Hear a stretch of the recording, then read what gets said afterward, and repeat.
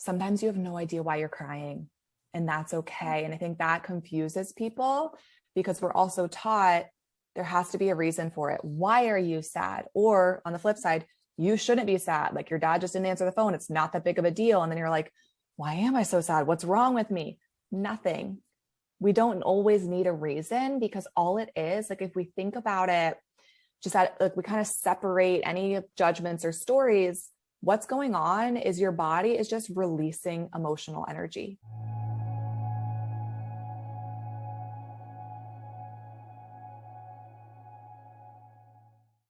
Hey, welcome back to Normalize The Conversation. Today I'm here with Shannon Keating, holistic life coach and founder of Babez Rising, a Gen Z platform to come together for self-love. To learn more about Shannon and Babez Rising, follow her on Instagram at Babez Rising, spelled with a Z. Shannon, thank you so much for joining me today. How are you really?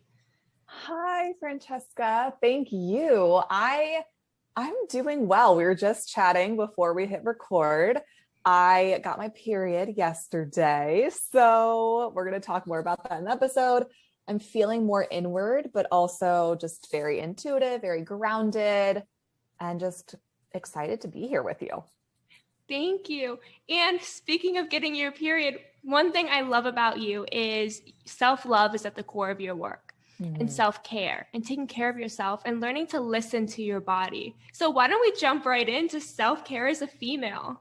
Wow. Absolutely. Let's jump in. So I love that you also said that as a female, like when we have a female body, especially when we have like a uterus and a menstrual cycle, taking care of ourselves looks very different than what we're taught.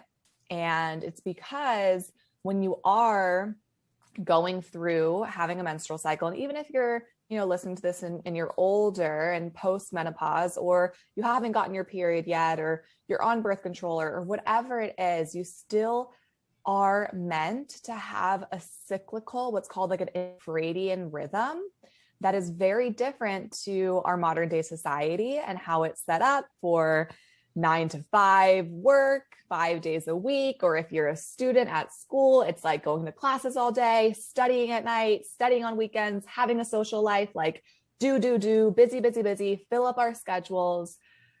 As females, we're very much designed to go through this cyclical evolution over the course of like every single month.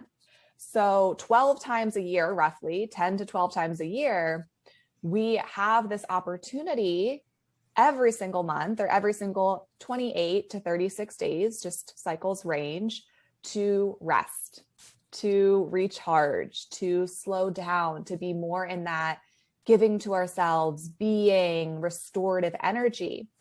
We're just not taught that. A lot of times we're taught that our worth is tied to our achievements or our productivity or how much we're getting done. And we put, women on pedestals who are doing all these things and achieving all these things. And then we burn ourselves out and we're not fully honoring our bodies and our rhythms that do much better when we have times of rest and then times of output, and then times of rest and then times of output. So when we look at this rhythm, it actually goes through 4 distinct phases. And what I love to do is bring these in connection to the seasons we experience outside in nature. Those rhythms, they directly connect to them. So you've got basically the terminology, right? The scientific terminology for this would be your menstruation phase, which is like when you're bleeding, when you're on your period, your menstrual cycle. Then you've got, right after that, you've got your follicular phase. Then you enter into ovulation. Then you've got your luteal phase. And then you've got menstruation again. So again, it's menstruation, follicular phase, ovulation or ovulatory phase, luteal phase, and you go through those 4 phases. Now, if we go into the seasons, menstruation is winter. Then you've got the follicular phase is spring. Then you've got the ovulatory phase, ovulation is summertime, and you've got the luteal phase, which is autumn, fall. So when we go into that, and I think everyone can relate to the seasons, think about how you feel in winter versus how you feel in summer. So different, right? So for you, why don't you just share with me, we'll go back and forth. How do you feel in summertime and how do you feel in wintertime? I definitely have a lot more energy in summer. It's like brighter outside, the days are longer. It's a more like happy time. I love the warm weather. In the winter, it's cold, it's darker. I just feel more depressed and down. And then all the Mm-hmm. added pressure of like all the holidays that come with winter. Yep. Yeah. Okay. I love that you added that as well. So when we look at that though, how would you just intuitively take care of yourself in summertime? What would like self-care look like in summer versus self-care in like a winter kind of cold, snowy time of the year? So in summer, I definitely changed my diet to be more like fresh fruits and Mhm. lighter salads, taking long walks outside, kind of just feeling the sun on my skin. Totally. And I love to like sit outside and just relax and rest. But during the winter, I kind of cuddle under a blanket inside, maybe watch movies. I eat warmer foods, a lot more soups. So I Yep. change my I guess self-care based on the weather. Yep. Yep. And that's okay. Yay. You answer those beautifully. That's like literally what we want to do when it comes to self-care with our cycle. So if we're looking at, okay, when you are on your period, for example, and I'll go into like the hormones and what happens with your hormones as well. When you're on your period, right? So we have menstrual cycle is directly connected to winter time. And hormonally, your hormones are at rock bottom. They're low and they're meant to be. That's beautiful. That's natural. That's what's supposed to happen is your estrogen, your even testosterone as women, your progesterone, they're low. They're the lowest of low. And that's why oftentimes what we can feel on our periods is more emotional, more sensitive, more inward, more like we don't really want to socialize or we do like naturally want to slow down. The only reason women aren't is because of expectations or conditioning or pressure to just stick a tampon in and like go to spin class or right, stick a tampon in and just go to school and like stay productive or drink more coffee, like pump yourself up, which is so going against of like what your body is like begging you for, which is a lot of what you shared. Stillness, get under that blanket, slow down, like watch a movie, right? Read a book, do a meditation lying down, take a bath. I love to teach women. This is actually something I shared on Babez Rising in a little video the other day. There's a concept that I teach my clients called a period self-care box or a bin that you can create. And this can really help you to start to adopt this way of like loving yourself and taking care of yourself throughout the phases of your cycle. Is you create like a box or a bin, and it could just be an old shoebox. Like it doesn't need to be anything fancy, or it can be fancy. I've had women go to arts and crafts stores and buy like a beautiful red box, right? Or basket. Like it could be whatever you want. But then you put all of your favorite like wintertime self-care items in that box. So this could be your favorite teas. This could be some bath salts, some like, I've got my like rose essential oil. It could be, I've also got crystals and things, but it could be like any crystal, you love and you love to just like have with you. Rose quartz is the crystal of self-love. So it's like a pink crystal. I don't have it around with me right now, but that pink rose quartz crystal, I mean, you can buy one for $5, $10, like a small one that you can have with you. That's a beautiful crystal to use during this time. You could get like a rose water spray. You could do a face mask you love, a book you love, a journal, some dark chocolate that you love, like anything that is just like loving and self-care to you. And you put it in that box. And then put the box under your bed or put the box in your closet or wherever. And then first day of every month or first day of your cycle, when you get your period, pull that box out. And not only is it like, oh my gosh, right there are all my self-care items. So I don't have no excuses. Like it's all right there and convenient for me. But then two, it really teaches people to love and honor this time. We're so taught that it's inconvenient, that it's messy, that it's gross, that you should feel ashamed of it. We're taught to like whisper, like, do you have a tampon? Like not tell people we're on our periods, not talk about it with men or, even just like parental figures. Like there's so much stigma and shame around a menstrual cycle that just needs to be stripped away, but it starts with us. So that's a really beautiful way to be like, okay, this is a special time of my month. I've got all these things to take care of myself. I'm going to love my body, and just also anything that can really help you to alleviate any emotions or cramps that you have. So really nice teas or a heating pad or hot water bottle. Again, bath salts to really just like help balance out your hormones and love your body, versus also the standard of, well, let me just take a Midol or an Advil and again, like toughen it up and push through this. That's actually you not fully listening to your body and honoring your body and just trying to like force yourself, again, coffee, Midol, let me just be this way, versus actually my body is asking me to slow down and rest. And it's important because my hormones are low. So let me do this for myself and let me love myself and care for myself in this way. So that's a really beautiful way to do it during the menstrual cycle.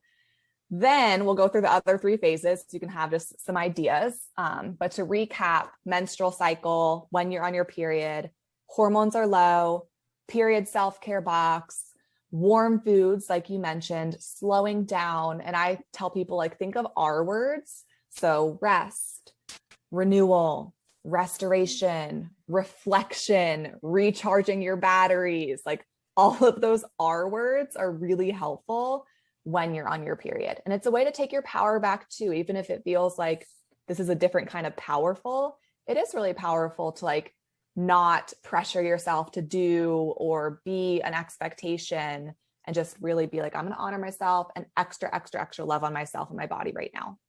So I have a quick question. Yeah. First of all, I love the box idea. I just have to say that I'm making a box. Yay! Like right after this. But so you mentioned our hormones drop during our menstrual cycle. Yes. And that can affect our emotions and mental health. Yes. But there's kind of this giant stigma and joke around how women kind of make it up. Yeah. So how do you think is a great way to kind of balance your emotions and release them? Do you need to release them? Do you balance them? What do you kind of do at that time? Yeah, I'm so glad you asked that. So for me personally, and what I see with a lot of other women, is leading up to your menstrual cycle. So the phase before, which I'll speak to, which is like the autumn phase, also called the luteal phase in scientific terms, is when like our hormones are going to start to ebb and flow and start to dip. And we can experience a lot of different symptoms. I mean, that's like the PMS phase, right? Or we call it the PMS phase. And then when you are also on your period, hormones are lower. So you can experience, like, I've seen people, experience depression, experience mental health, have big emotions come up, but they're not able to feel them. So then they have a lot of like anxious symptoms come up. So one, it's validating yourself in it and being like, okay, I'm going to validate myself in these emotions. Also making sure you're surrounded by other individuals who understand that we're not supposed to be happy all the time. It's okay to have different emotions and changing emotions, and people who are feeling and validating their own emotions too. And understanding that is so helpful. People you can talk to about mental health, about how you're feeling, who won't be like shaming you or judging you or telling you you shouldn't feel that way, or telling you like, just take an Advil and suck it up, right? That's not what you need to hear at all. So that's important. And then anything that you can do to just be like, okay, this is how I'm feeling. It's temporary. I know right now, just having the information of, okay, I know what's going on. My hormones are dropping and they're actually low right now, which is creating all of these different cravings or sensations or emotions inside of my body. So I understand it's actually, there's nothing wrong with me. There's nothing wrong with this. Like, this is really normal and okay.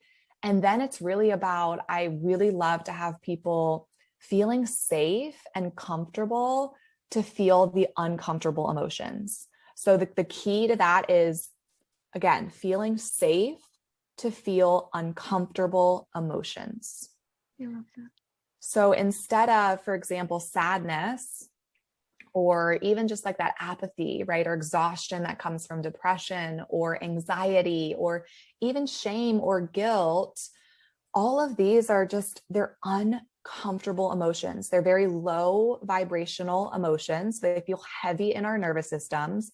We have stigmas around them because, again, in our society, we're like, be productive and happy all the time and have all your crap together. And then you're like doing it well, which is just not the human experience. Like, yes, we can celebrate those times, but we want to encompass the whole colorful human experience, right? Especially as women, like we're not designed to be happy and productive all the time. So we have to stop putting the pressure on ourselves to be that and love ourselves in all the varieties of ourselves and all the expressions of ourselves. So uncomfortable emotions. And then I say, have your supports during that time. So whatever is going to be supportive for you, whether it's you have a therapy session booked, no matter what, every single month, and you have that outlet of that person that you trust in, that you can just express yourself to, that you can cry with, that can hold space for you. Maybe you have 2 therapy sessions booked, that week or week back to back, whatever you need.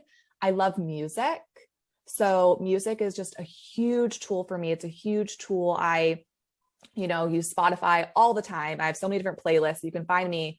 I can send you my Spotify link. I think I'm S Keating 93, or maybe I'm Shannon Keating. I may have been able to change my Spotify name, but it's Shannon Keating. Yeah, I'll send it to you. It's Shannon Keating on Spotify. And I have so many different playlists. I actually have playlists for every single phase of your cycle.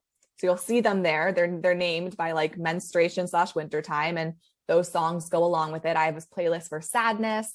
I've got playlists for anger. I've got playlists for fear. I've got playlists for gratitude. I mean, all different things. So you can use the music to support you in those energies. So I say music is huge. A movie, right? Or something that can just, watch a sad movie. If you feel like I need to cry, watch a sad movie and like let yourself, right? Be supported by it. A lot of people, meditation, breath work, using essential oils, aromatherapy, different tools to like support you. And then of course, journaling, right? Writing down like how you're feeling and then feeling the emotion. And then the last thing is really just leaning on other individuals, like a therapist or a friend or a partner, a coach, like anyone where you can just have a safe space to show up as you are, to be validated, held, seen, and heard, and to actually move through like whatever's going on in your mind and whatever's going on in your body without judgment. Is going to be so, so supportive. That is amazing information. And I know I grew up in a world where the biggest thing I would get right before my period is don't use your period as an excuse. My emotions would be out of control to where if I called my dad and he didn't answer, I'd be crying. And everyone's like, stop crying, grow up. And I was like, I don't know why I'm crying. There is no reason that I'm crying, but I can't control it. And I was kind of taught to just suppress it. And I love that you explained how normal it is. And there's so many things we can do to kind of release that emotion and give ourselves that little hug that we really need.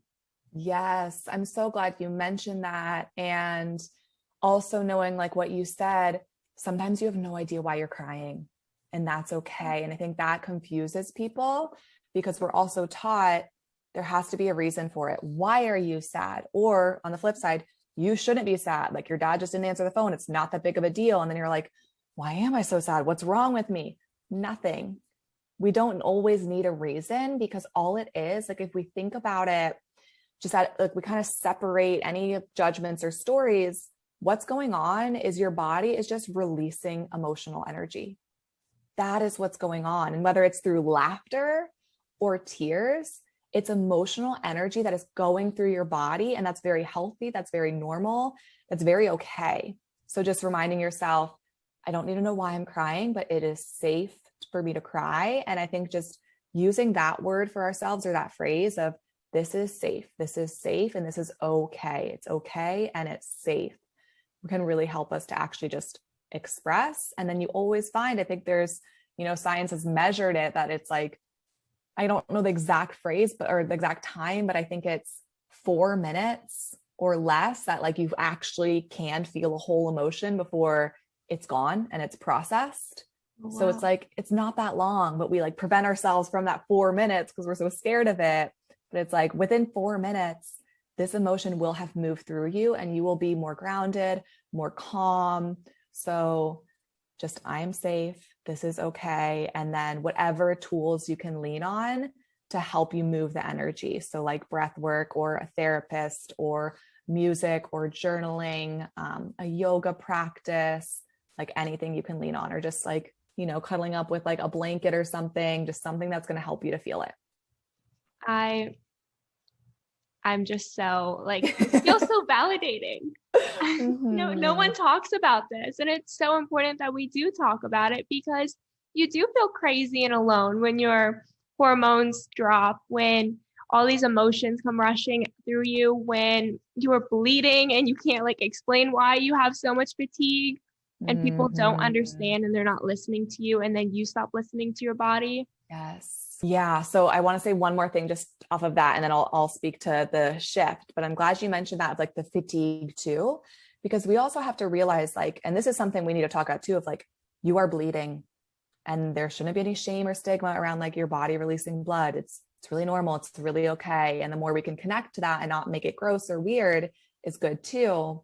But remembering like you are bleeding. So think about like if you were to, fall down on your bike and like gash your knee open and there's like a ton of blood, no one hopefully is going to be like, just get back on the bike. No, you're going to take some rest. You're going to lie down. You're going to tend to that wound. It's going to be exhausting for your body to release all that blood because you're literally releasing all of this from your body. It's energetically intensive, right? Think about it. If we were just to be like actually looking at what's going on, you are releasing your whole entire uterine lining. You're releasing that energy. So with that too, exhaustion, fatigue, rest, so your body can do her job. And then also it's really healthy, normal to, when your body's physically releasing, to energetically and emotionally release. So that's where sometimes the emotions come in and we're like, I don't know why. It's just because your body is in a phase of, again, remembering the R words, release. So let yourself release whatever needs to be released. And a lot of times that is an emotion that you didn't feel 2 weeks ago. It just needs to come out now. And that's beautiful. So with that fatigue, I know for me personally, I cannot work out the first 2 days of my period. Mm-hmm. I will pass out. Yeah. That's something that's really common with a bunch of women. So it depends on how much people are tuning and listening to their bodies. Now, when I remember when I was in high school and college, like I wasn't connected, right? I also had eating disorders and body image issues. So like I would just stick a tampon in and like do my thing, but I wasn't really connected at that point to like, does this feel good to my body? How does my body feel? The more and more you connect and really tune in, which it sounds like you're doing, to your physical body, the more I find myself and the majority of women who are living cyclically and honoring, they don't work out on day 1, day 2, sometimes even day 3. Maybe some gentle yoga, maybe stretching, maybe a long, slow walk out in nature, something like that could be really beneficial. But typically like high intensity exercise, one, your hormones are so low that they're just not really meant to be like exerting, like lifting weights or doing a spin class or doing anything like that. And then 2, it's just kind of really nice to give yourself that break. And then later on in your cycle, which I'll speak to, that's when like your hormones are actually at the peak to like go lift the weights, go feel like powerful in the gym, whatever you want to do. But I find it is really helpful and really normal to feel like more slow, more like I'm going to take a day or 2 off, or I'm just going to do things really, really gently during this time.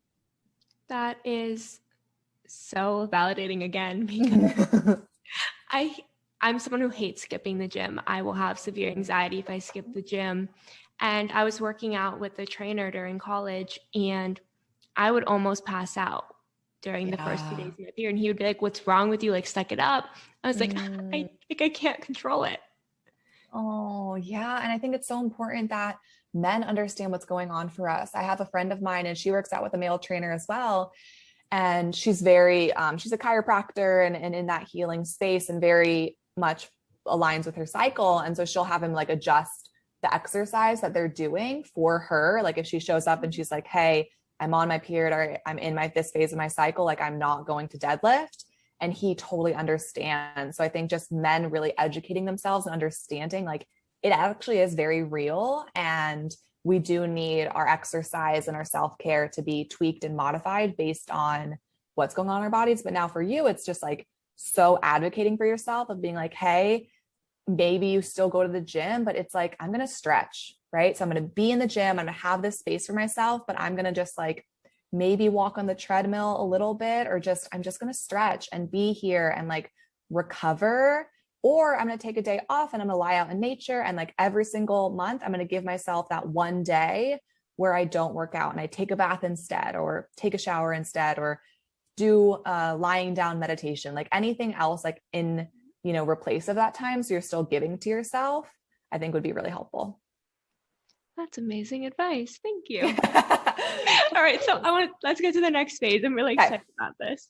Okay. So next phase is, because it's like, you don't have to rest the whole entire month, right? So it's just these times, but the next phase is spring. So spring/follicular phase. And now what's happening in our body. So this will shift once you're no longer bleeding. And we all know, like, sometimes you trickle off, but then there's like a day where you're no longer bleeding, you're off your period, essentially.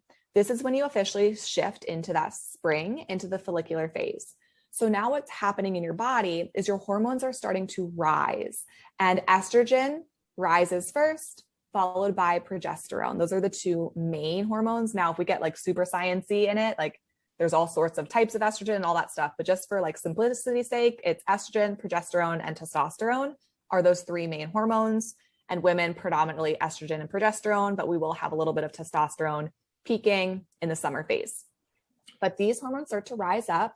So now it's like literally like springtime outside.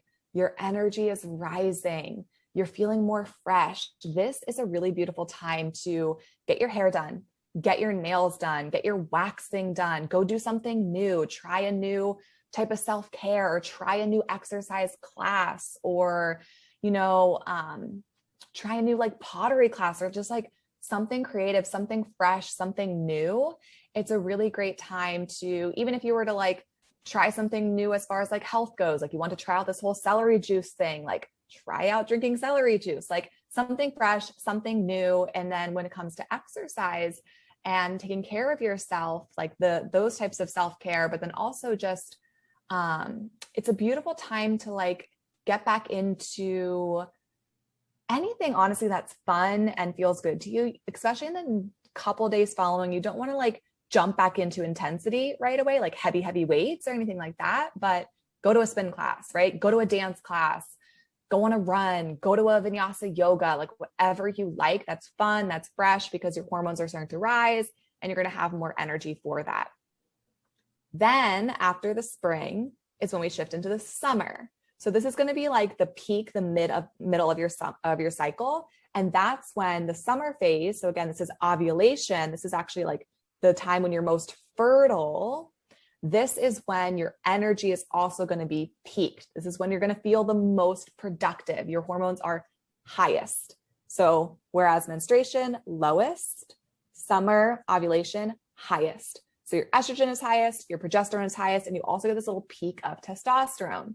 So this is when women typically feel like super women. We can accomplish a lot more, right? You can lift the heavy weights in the gym. You can be busier. You can stay up a little bit later, like summertime, be more extroverted, be more social. Self-care literally might look more like going intense in the gym, or it could look like social gatherings, right? That feels like self-care. It could be accomplishing more on your to-do list, like going on a big hike, like that could feel more self-care. Now, like, don't ignore all the other practices, right, that you need to like balance yourself, but it is more extroverted energy. It's more energized energy, especially if your hormones are balanced. They're going to be high during this time. So that's when it's like, take advantage. You've got a week and a half of this like really beautiful, energetic, productive time. So how do you know when you switch from the follicular to the ovulation phase? Yes. So I love to have women track in an app on your phone. I mean, you could also do it in like a calendar. There's period calendars and things, but I have an app on my phone. I'm pretty sure it's called P Tracker. Mm-hmm. It's like a little pink flower. I think it's called Period Tracker. You can look up Period Tracker or P Tracker. There's Clue. There's all sorts of period tracking apps. And I always recommend tracking it so you know where you're at in your cycle. And after like doing this for a couple months, you'll start to see your different symptoms and rhythms and things. So you can look in there and kind of see where you're at. But typically it's going to start to shift at about day 14 to 16 of your cycle is when you shift into that ovulatory phase. So day 1 is the first day of your period. Okay. So you start of like, okay, day 1, and then about 2 weeks later, 2 weeks to like 2.5 weeks later, depending on your rhythm, that's when you're like, okay, I know I've switched into ovulation. And people can also check like your discharge changes during this time. It's going to be like, you'll see it. It's a very kind of like egg whitey clear discharge, because that's literally like ovulation. So if you're like really connected to your body, you can see that. You can also just see how you feel. You might start to feel it and like, oh, okay, this is how I feel, like I'm in that phase.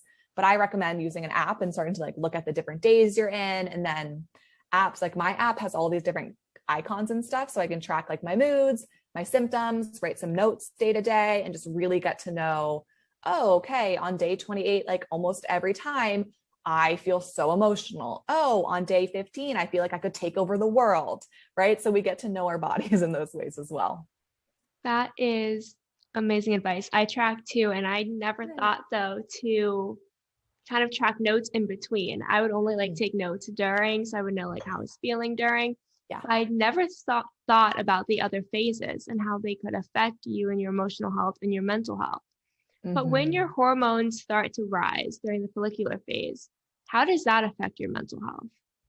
Yeah. So typically this is going to, especially because you have a little bit of a boost of testosterone, it's going to help you to feel a little bit more resilient.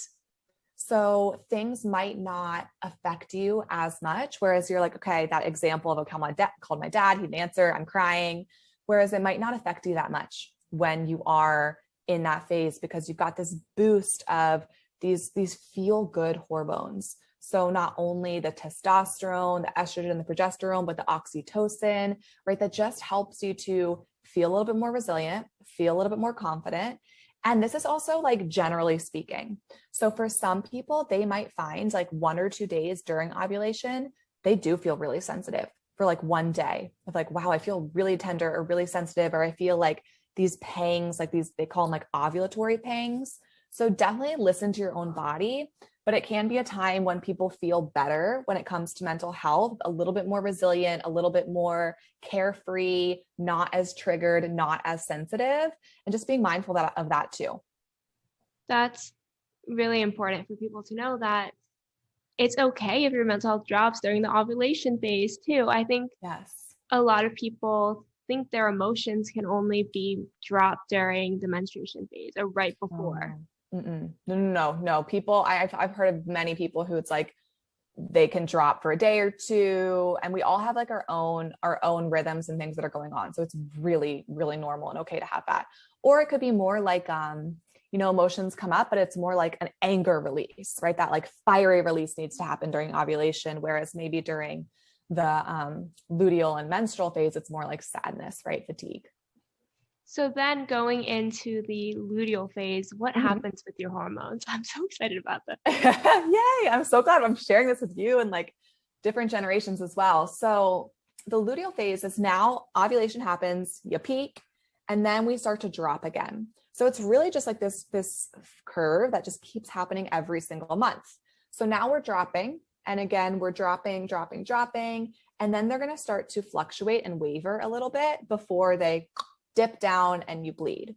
So during the luteal phase, this is another inward time, actually. So the luteal phase and the menstrual phase, they're what we call like yin phases. So inward, yin, it's more of this omega or like a feminine energy that you experience. Whereas the other two, the spring, summer, as we can imagine, they're more yang, more outward, more of this like alpha or masculine type of energy that we experience, more doing and productivity and action oriented, where these are more reflection and inward time, emotional types of times. So what's happening is your hormones are dropping and kind of wavering. And this is a really beautiful time for people to, one, you might experience things like ADD, ADHD, anxiety, those types of things of like, I feel kind of like scattered or all over the place, or like one day I feel really productive, and then the next day, like I feel exhausted and I don't want to do anything. So just changes like to our emotions, or in the morning I felt great, and now in the afternoon I'm exhausted. So like just being aware that like your body is going through this fluctuation. Think about autumn outside. the leaves are changing. There's so many colors outside. The leaves are falling, things are dying off. Like, look at that and think, okay, you're meant to be colorful and wild and dynamic and changing during this time.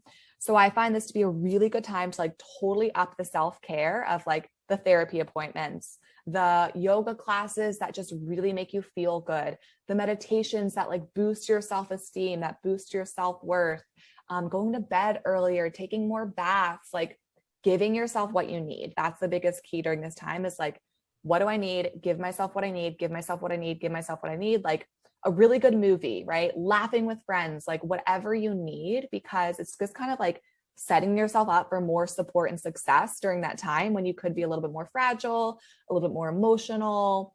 Really nourishing foods is really helpful, or different supplements or things like probiotics or magnesium, things that can just really help to balance out your minerals.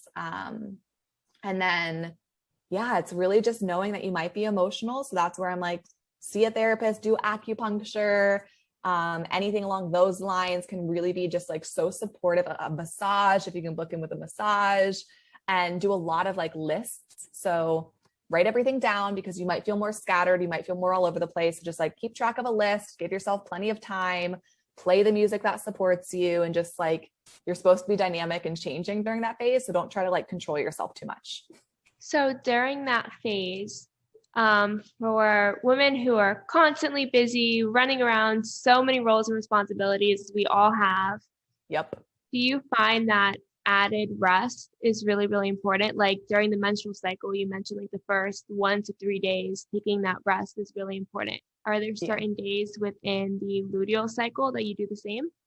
Yeah, I would say if women can, schedule in the extra rest, or like book in the massage, book in the acupuncture, book in the therapy, book in the yoga class, like book it into your schedule. So you have it there. Right. And even like looking in advance of like, okay, know that like seeing this massage therapist once a month during this phase helped me so much. Or I know that hanging out with this group of friends helped me so much. Like book it into your schedule so that it happens. And if you can, yes, prioritize the sleep, boundaries, saying no to things as much as possible during that phase. It's like, whereas like the summer phase, maybe you say yes to more. The autumn phase, like anything that's not necessary, like if you're leading a busy life, anything that's not necessary, give yourself permission to say no. Like RSVP maybe to social obligations and see how you feel before them. And then if you don't want to go, don't go to sleep instead, or like take a bath instead. That's amazing advice, because I think a lot of women feel like they have to say yes to everything. They have to do everything. And we don't pay attention to our menstrual cycle and how it affects us. Like before this conversation, I didn't know anything. I've learned so much. Yay. If we don't know about these phases and we don't know how to listen to our body, then we tend to put so much on ourselves until we burn out. Yeah. Yeah. And the burnout too can absolutely affect your menstrual cycle. Like it could lead to more PMS, or it could lead to a longer cycle or a heavier cycle. So our cycles can tell a lot about how we're taking care of ourselves as well. Like you don't want to experience anything so intense or so extreme. Like I know a lot of women are struggling with hormonal imbalances and PCOS and all sorts of those things. And a lot of times when we start to take care of ourselves in these ways and book in with the holistic treatments of like the therapy, the nature time, the acupuncture, whatever you can, or just friend time or music or sleep, like whatever you can do, it can really help to balance out the hormones so that yes, you're still feeling the emotions and you're very much feeling the changes of each phase, but it's not as debilitating or crippling. Because I know some people, like they'll be in bed for days with their period and have to cancel everything because it can be so painful. Yeah, that's so true. And then when we add a lot of stress onto our bodies and our mental health starts to decline, it can change our cycle to where we miss periods or they come more frequently. Yep, exactly. And I find like the first place to start, if anyone's watching this or listening to this and it's like, whoa, this is a lot to change, just start with your period. right? So like go back to the beginning, take notes, get yourself a period self-care box, start to track on an app when you're getting your period, and like 3 days out of every month or 5 days, but like 3 days, slow down, celebrate this time, be with yourself, like lie down, go on, an app, do a guided meditation, drink some, I do like a cacao, like a dark chocolate cacao drink. So it's like really healthy cacao powder, some maple syrup or honey, some almond milk, like sip on that, just whatever you can do, just like love and take care of yourself and slow down and see how that helps you. And just starting there, I find one, it actually increases a lot of women's self-worth because they're like, wow, I'm giving myself permission to slow down and take care of myself and love myself in this way. And then it can help like throughout the rest of the cycle as well. And just, it can trickle into a lot of different areas of your life when you take care of yourself on your period. That is so true. But before we wrap up, do you have any more advice that you would like to share? Ooh, about what specifically? Just in general? In general, go for it. Oh my goodness. I think the biggest thing is, I just really want people to understand, because we've talked about this, you and I, before. I've struggled a lot with mental health, with depression and, suicidal ideation, and feeling like I'm too sensitive and not understanding emotions. Like I'm 28 right now, but like so much probably until I was like 25 years old. A lot of my history. And even after that, just having different experiences happen and going into those emotional places. And I just really want people to feel like you can open up to people about this. Don't feel like you're alone. You're not too sensitive. Your sensitivity is actually a huge strength, a huge superpower of yours. And just start to see these different emotions as energy that is moving through your physical body.